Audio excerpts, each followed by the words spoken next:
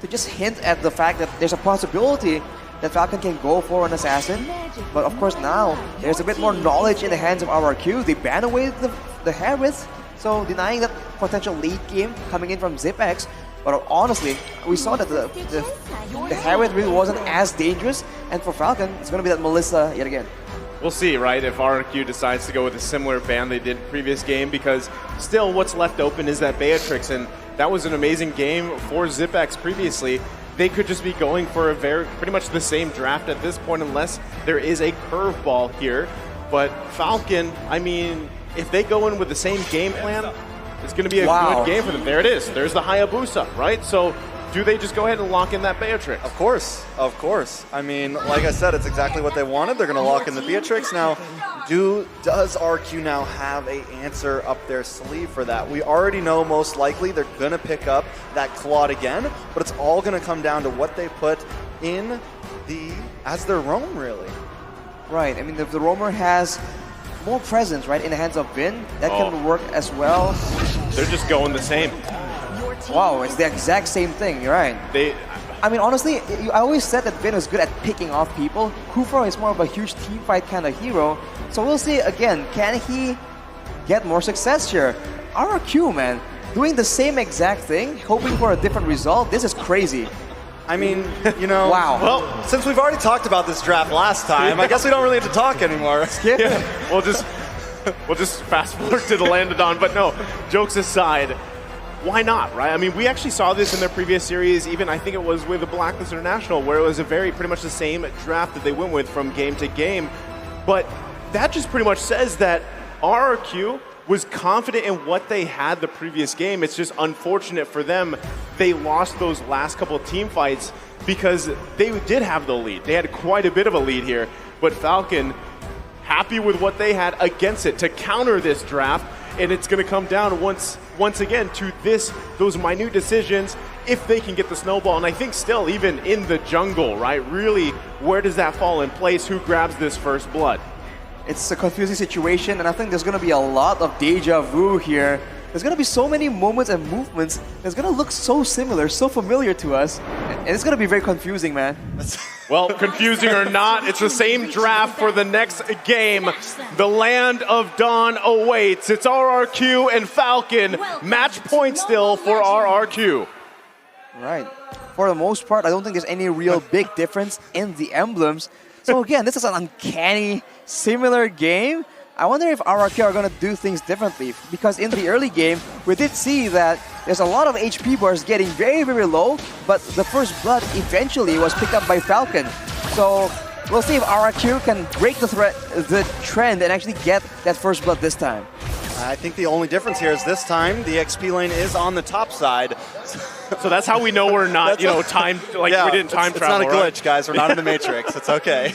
Well, I mean, still, the fact here is Falcon looking to take this to Game 5, and if they're happy with what they drafted previously, they might as well continue it.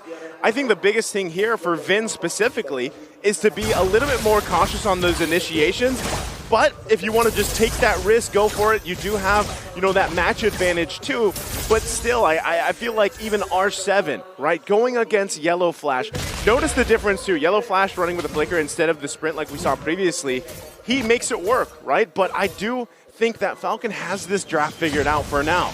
Oh, but we can already see the presence from both teams now, but I got a feeling they may take it a little bit slower than what we've seen in the past. Not as aggressive in this first 2 minutes. Well, we have to see. I mean, R7 already doing so much better against the crew here. So, small differences, but for the most part, I think we can see the big bulk of difference coming in as far as the turtle fight is considered, right? Because for both these teams, they definitely want to go aggressive towards that turtle, and I think that's where we're going to see the decisive moment in who gets the early game. Well, Turtle now spawned here. Both junglers in position, half health.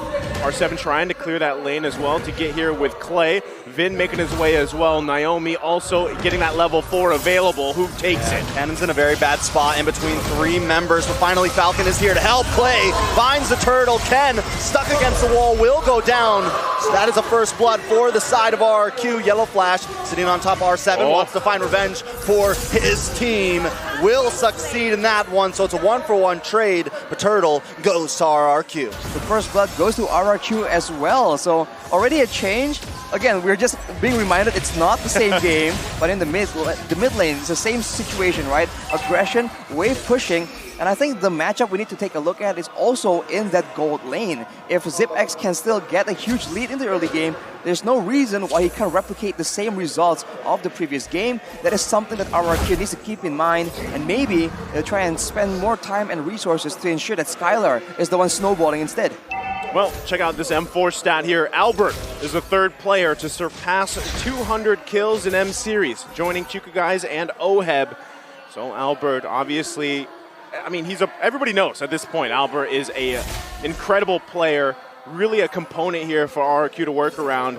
But even as a team, I mean, I would say that RRQ in general, across the board, especially with, the way that they've refined their play style on the macro and micro level, everything is apparent. But in terms of aggression, the aggressive play style, they like to go at it. Ooh, Skylar taking a lot of damage. Ken doesn't want to let him go. Skylar able to be on my way, but Zigzaps has locked on. Vin goes down. They're going to look for it. Naomi in the tower. Nice hook. And they find him. That's 2 kills for the side of the Falcons. There's 2 kills, and RRQ has no real answer.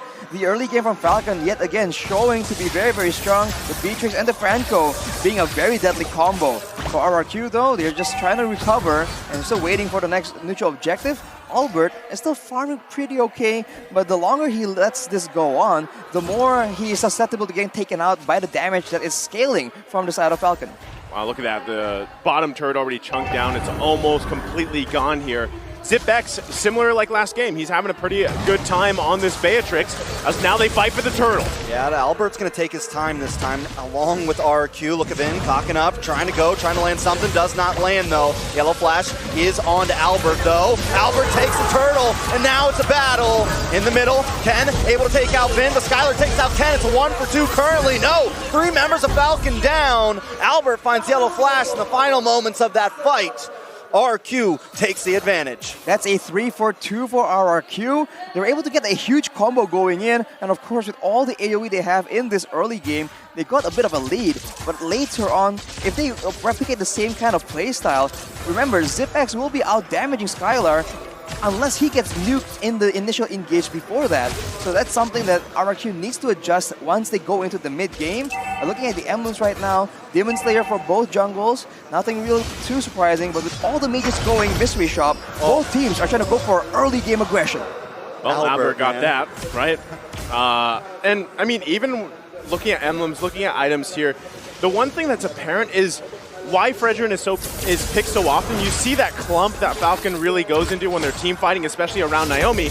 But with the taunt and with the CC there, it's so strong here with this Fredrin pick, especially when things kind of just fall into place and that burst potential is there with Clay and that damage over time from Skylar when he gets the Blazing Duet off. Now, it is going to take Skylar a little bit longer here to get to that online point for this quad, but still, you can't count ZipX out just yet, right? He hasn't died. He's done a pretty good job farming up, and he's got the 4 assists. So weapon mastery Beatrix here is going to be scary as the game goes on. Of course, Naomi trying his best to ensure that Beatrix will actually be successful in the late game. RRQ tries to defend this turret, but it's just too low. They'll be forced to back away as ZipX picks up that BOD. That's a lot of burst damage to anyone that gets set up by Naomi. And remember, in the late game, AoE will be favoring the side of Falcon, right? Justin going up against Clay, the Lunos has a lot of damage, but in the late game, it's only going to be single target, whereas we saw that Justin in the late game on the Valentina, that's a lot of damage output to multiple people and multiple applications of the crowd control. Yeah, and this is exactly what Falcon want, and this is why ZipX now going to be able to rotate up onto this lane. Wait, a nice shot. Whoa, comes on. Albert will get terrified. Ken able to secure it. Albert finally goes down. Turtle over to the side of Falcon, and Ken wants more. Finds Vin. Clay able to pick up Ken, though, so it's 2 for 1 currently. Make that a 3 for 1. Justin wants to try to lock onto R7, but R7's very, very slippery. Tries to readjust himself, thinks it over, doesn't want to dive too deep because right now Falcon is on the rise. Wow, unfortunate for RRQ there. Skylar was not there for that fight because, I mean, a Blazing Duet at that point would have been crucial for that. But Falcon able to get the advantage, now building on this gold lead. And that's exactly what I meant, like, taking that tower, Falcon focusing on that gold lane was extremely important to how they move into the mid phase of this game. Skylar, on the other hand, gonna need to stay down here if they don't want to lose any more towers. That's why RRQ, they just keep going head-to-head, trying to go mechanics against mechanics. But honestly, if Falcon has set up so successfully to give themselves a huge one-man advantage and denying the Blazing Duet from that big team fight, RRQ at some point need to understand that there are some fights they need to back away from or at least approach differently. Maybe wait out some of the ultimates and then go in when Falcon is not expecting it. Oh, big Tyrant's Rage. They're going to capitalize. Dustin goes down, and that's a nice kill into the pocket of Skylar. Try to get a little bit of chip damage onto that tower as Falcon decides to take off. But while this is happening, ZipX claims more ground, taking away a tower on the top side. Falcon's basically just making wins around the map where they can find them because, I mean, you got to watch out for Vin, right? The setup potential is there. You've also got to work on these objectives because as everything transitions on, we're only moments away from that first Lord here, and you want to be able to have that space to work with. So right now, Falcon still having that little bit of lead in terms of gold. ZipX now picking up the Malefic Roar here. That's going to be massive in terms of damage department. So RRQ, they got to be cautious how they approach this Lord. Skylar as well wants to be able to time that Blazing Duet, especially if for some reason Albert gets those taunts off that knock-up on multiple members of Falcon. For the next fight though, RRQ, Clay will have the glowing one ready, so that's a lot of DPS as Finn tries to engage a fight. Oh, but he gets shut down. No Tyrant's Rage for RRQ. Wait a second. R7 into the backside with the Blazing Duet. It's enough chip damage to take down and Naomi. RRQ showing dominance right now in these team fights. Yellow Flash now come back in along with Ken. Of course, use a flicker. Ken doesn't have the does have the decimation, but decides not to use it there. Falcon able to at least push them away from the Lord, but they lose a lot in that team fight. Not only that, R7 just took the purple. R7 takes the purple, which is, again, another insult to injury for the side of Falcon. Unfortunate for them, this is what we'll be talking about. R7 was able to go in towards that back line, and ZipX is not nearly strong enough to be a solo threat towards that Joy, and Finn goes in again. That was a beautiful cancel on that Tyrant's Rage. Falcon now may have a little bit of a possibility for this. It's a Lord battle. Wow. Finn takes it, but a couple members getting low. R7 found by Naomi. It's a beautiful hook. Then misses it. The outplay from ZipX is beautiful. Ken now going to try to move on to Skylar here. Push him back. RRQ against the ropes. That's a weird back and forth coming in from RRQ. And Vin, so desperate to find the knockup onto ZipX, it just wasn't working out. Unfortunately, as Naisu mentioned, on that Kufra, missing the Tyrant's Revenge is gonna actually leave you in such a vulnerable state, and ZipX completely took advantage of that. And for now, with all the members being so tanky, RRQ needs to find a different method of fighting aside from just picking off one of the tankier members. Maybe diving more towards ZipX and denying that DPS will work. I mean, we saw that successfully play out in the previous team fight. Well, right now, they've got to deal with this Lord on the top side. It is just the first one, so should be able to make quick work of it. Naomi, though, waiting for an angle if he can find one to get that numbers advantage. The tier 2 in the mid lane is going to go down here. Falcon full tempo mode here, 4K gold lead, and they're going for another turret. Definitely pushing the tempo for sure. Falcon trying to give everyone around the world a show right now, but we cannot count RQ out just yet. If you count RQ out, you've seen what they can do, man. They can be behind in gold, behind in numbers as well. It doesn't even matter. You need to take them seriously at every turn, and we've seen that in this game, at least, they found a bit more success in those big team fights. Of course, the next one wasn't that good, but they make adjustments on the fly. This is what they're famous for. So you can see that Falcon is still very much respecting the possibility of RRQ just coming out with a very unexpected play. They stick S4 just in case there's a death bush somewhere with 5 members from RRQ inside it. I mean, even with all that said about RRQ, right now, Falcon, you can say the same about them, right? I mean, they work really well with this gold lead, and they've been doing an amazing job at just protecting ZipX, and this was the case that they needed to solve when it came to Game 3 and now Game 4, right? ZipX had a great time farming up. He's protected well from Naomi and Yellow Flash, and they're going to push it down to the bottom side. Naomi lands a hook on a Skylar! That's a big pick Falcon now with the numbers advantage. Gonna try to push this lead. All damage off the board for RQ. R7 won't be able to do much against this lineup without someone else coming in. Minions now encroaching in onto the mid side. It does have a defense, so Vin tries to come in. Gonna get stunned, immobilized, but Albert does find the taunt onto Justin, but Zipex brings out the Beer's passion. R7 will fall. Ken able to still rise up, gets a double kill onto Vin. Falcon backing off, but finds so much in that push. Justin still alive after doing all that damage, and with 3 members down, Falcon goes for the aggressive play. They might just go for the end here. They have the tools to make it happen. They're definitely going to try it. Brilliance comes out to dodge the hook, but Skylar back on the field. Going to need to be a little bit careful here. Even though he's behind, he still packs a punch. Lord back on the field. This might be a Holy Mary play from Albert. Trying to get in position to even take this, but he's gonna get locked down. Ooh, Zipex melting down Albert. Albert forced dash. No Hail Mary play here. Naomi was waiting. Sniper out. Locked and loaded. Lands. That's a lot of damage. Boom. This is huge for Falcon. I was waiting for a boom goes the dynamite, but just like that, Falcon securing another Lord, furthering that gold lead, and they are prepped and ready to go for this march into the base that could just bring us to a Game 5 here. RP is struggling so hard right now because even if Skylar wants to go in the blazing duet towards that back line, he can go with the Wind of Nature, but Justin is still doing an insane amount of damage as well, and that is what is denying him the chance to just shut down Zipex, and this Beatrix is just so much damage coming out from the side of the Falcons. Definitely a lot of damage. Vin trying to push out. Yellow Flash along with holding it. Lord will get melted out, but Skylar with the blazing duet. Not enough though. Ken still in the field. Vin will be the first to fall in this fight. Ken down as well. Clay finally finds it. Albert will be next. A double kill for Clay.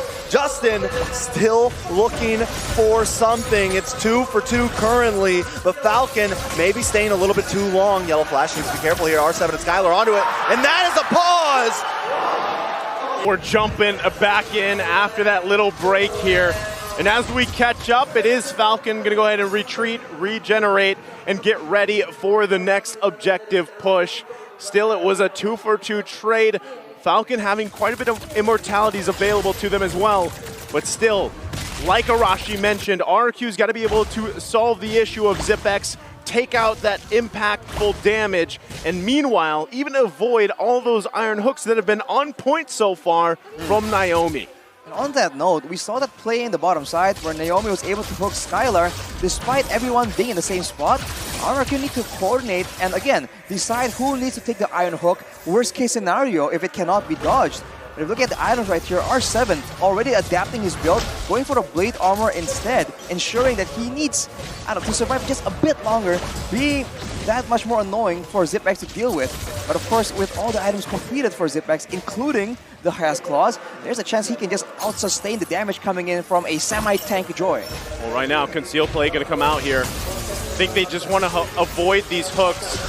Skylar picking up the Corrosive Scythe. That's going to be a key pickup for this Claude as they try to figure out how to get to the back line of Falcon. You know, right now, this is the point where Falcon wants to use the lane advantage. They want to try to keep that bottom lane pushed in so that RQ has to keep on sending someone over. They have the minion advantage. They have a big macro play here. I don't think they need to be too aggressive, honestly. They could have an easy Lord. The only advantage that RQ has, though, is this Joy, who should be able to clean that lane very quickly and still move so fast back to the Lord pit. On the issue of turrets as well, there's only one being taken by RRQ. Uh-oh. The rest of the turrets are available, but look at that. Ooh, Yellow Flash gets brought very low, but Vin gets hooked in. Albert trying to help out. R7 in the backside trying to lock on to Zipex.